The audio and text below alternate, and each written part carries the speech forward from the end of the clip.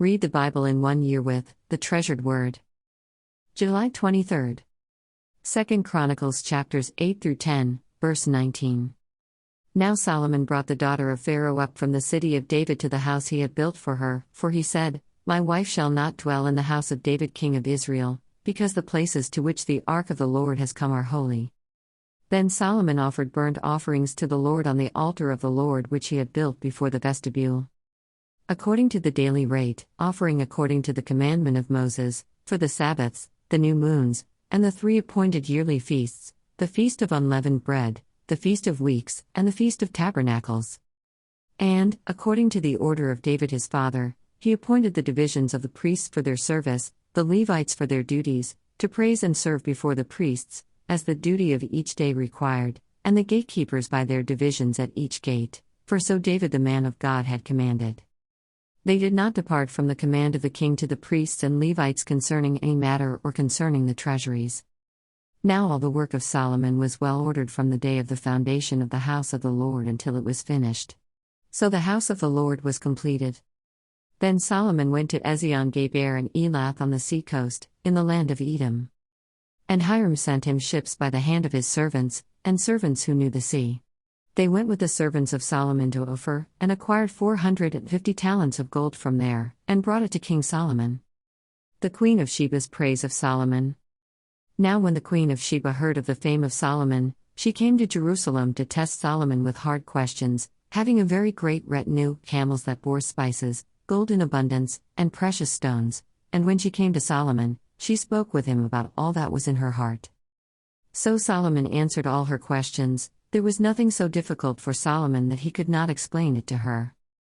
And when the Queen of Sheba had seen the wisdom of Solomon, the house that he had built, the food on his table, the seating of his servants, the service of his waiters and their apparel, his cupbearers and their apparel, and his entryway by which he went up to the house of the Lord, there was no more spirit in her. Then she said to the king, It was a true report which I heard in my own land about your words and your wisdom. However, I did not believe their words until I came and saw with my own eyes, and indeed the half of the greatness of your wisdom was not told me. You exceed the fame of which I heard. Happy are your men and happy are these your servants, who stand continually before you and hear your wisdom. Blessed be the Lord your God, who delighted in you, setting you on his throne to be king for the Lord your God. Because your God has loved Israel, to establish them forever, therefore he made you king over them, to do justice and righteousness. And she gave the king 120 talents of gold, spices in great abundance, and precious stones. There never were any spices such as those the Queen of Sheba gave to King Solomon.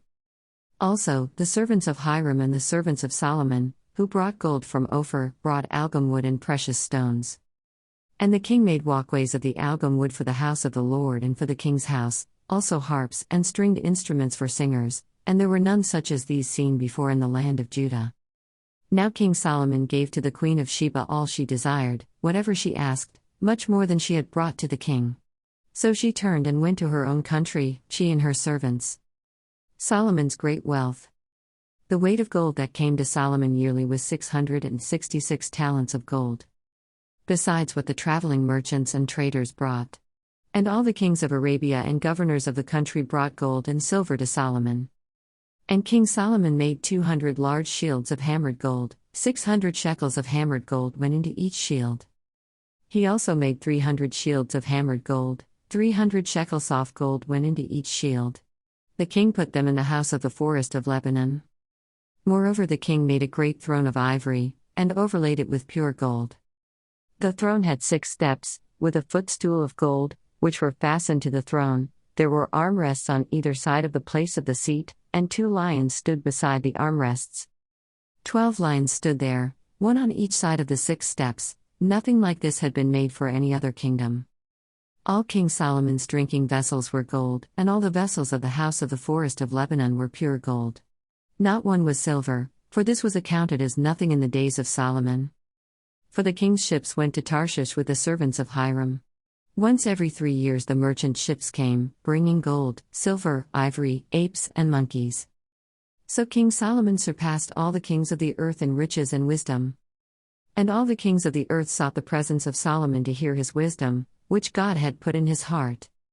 Each man brought his present, articles of silver and gold, garments, armor, spices, horses, and mules, at a set rate year by year. Solomon had 4,000 stalls for horses and chariots, and 12,000 horsemen whom he stationed in the chariot cities and with the king at Jerusalem. So he reigned over all the kings from the river to the land of the Philistines, as far as the border of Egypt. The king made silver as common in Jerusalem as stones, and he made cedar trees as abundant as the sycamores which are in the lowland. And they brought horses to Solomon from Egypt and from all lands. Death of Solomon. Now the rest of the acts of Solomon, first and last, are they not written in the book of Nathan the prophet, in the prophecy of Ahijah the Shilonite, and in the visions of Iddo the seer concerning Jeroboam the son of Nebat? Solomon reigned in Jerusalem over all Israel 40 years. Then Solomon rested with his fathers, and was buried in the city of David his father. And Rehoboam his son reigned in his place. The revolt against Rehoboam. And Rehoboam went to Shechem, for all Israel had gone to Shechem to make him king. So it happened, when Jeroboam the son of Nebat heard it, he was in Egypt, where he had fled from the presence of King Solomon, that Jeroboam returned from Egypt. Then they sent for him and called him.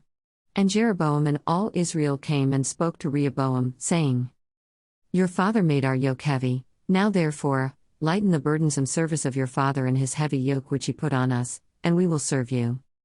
So he said to them, Come back to me after 3 days. And the people departed.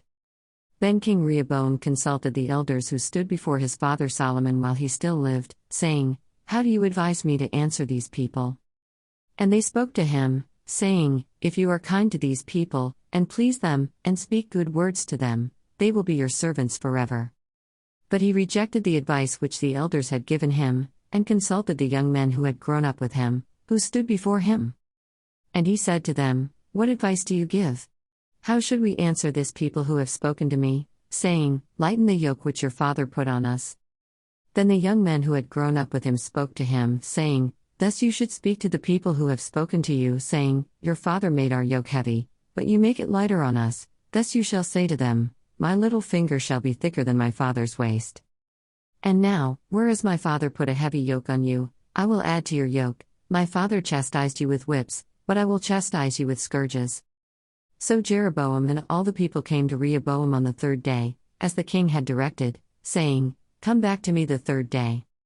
Then the king answered them roughly. King Rehoboam rejected the advice of the elders.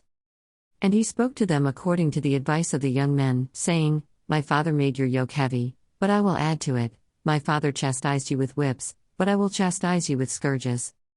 So the king did not listen to the people, for the turn of events was from God, that the Lord might fulfill his word, which he had spoken by the hand of Ahijah the Shilonite to Jeroboam the son of Nebat. Now when all Israel saw that the king did not listen to them, the people answered the king, saying, What share have we in David? We have no inheritance in the son of Jesse. Every man to your tents, O Israel. Now see to your own house, O David. So all Israel departed to their tents. But Rehoboam reigned over the children of Israel who dwelt in the cities of Judah. Then King Rehoboam sent Hadoram, who was in charge of revenue, but the children of Israel stoned him with stones, and he died. Therefore King Rehoboam mounted his chariot in haste to flee to Jerusalem. So Israel has been in rebellion against the house of David to this day. Romans chapter 8, verses 9 through 25. But you are not in the flesh but in the Spirit, if indeed the Spirit of God dwells in you. Now if anyone does not have the Spirit of Christ, he is not his. And if Christ is in you, the body is dead because of sin, but the Spirit is life because of righteousness. But if the Spirit of him who raised Jesus from the dead dwells in you, he who raised Christ from the dead will also give life to your mortal bodies through his Spirit who dwells in you. Sonship through the Spirit. Therefore, brethren, we are debtors, not to the flesh, to live according to the flesh. For if you live according to the flesh you will die, but if by the Spirit you put to death the deeds of the body, you will live. For as many as are led by the Spirit of God, these are sons of God. For you did not receive the spirit of bondage again to fear, but you received the Spirit of adoption by whom we cry out, Abba, Father. The Spirit himself bears witness with our spirit that we are children of God. And if children, then heirs, heirs of God and joint heirs with Christ, if indeed we suffer with him, that we may also be glorified together. From suffering to glory. For I consider that the sufferings of this present time are not worthy to be compared with the glory which shall be revealed in us. For the earnest expectation of the creation eagerly waits for the revealing of the sons of God. For the creation was subjected to futility, not willingly, but because of him who subjected it in hope. Because the creation itself also will be delivered from the bondage of corruption into the glorious liberty of the children of God. For we know that the whole creation groans and labors with birth pangs together until now. Not only that, but we also who have the first fruits of the Spirit, even we ourselves groan within ourselves, eagerly waiting for the adoption, the redemption of our body. For we were saved in this hope, but hope that is seen is not hope, for why does one still hope for what he sees? But if we hope for what we do not see, we eagerly wait for it with perseverance. Psalms chapter 18, verses 16 through 36.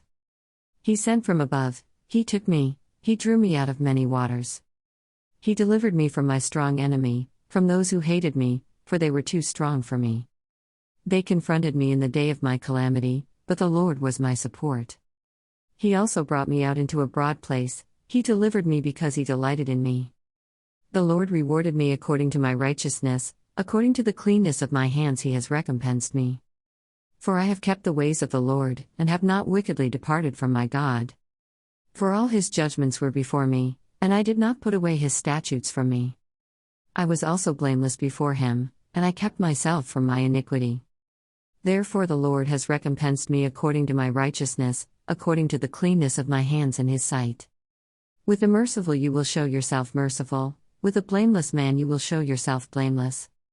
With the pure you will show yourself pure, and with the devious you will show yourself shrewd. For you will save the humble people, but will bring down haughty looks. For you will light my lamp, the Lord my God will enlighten my darkness. For by you I can run against a troop, by my God I can leap over a wall. As for God, his way is perfect, the word of the Lord is proven, he is a shield to all who trust in him. For who is God, except the Lord?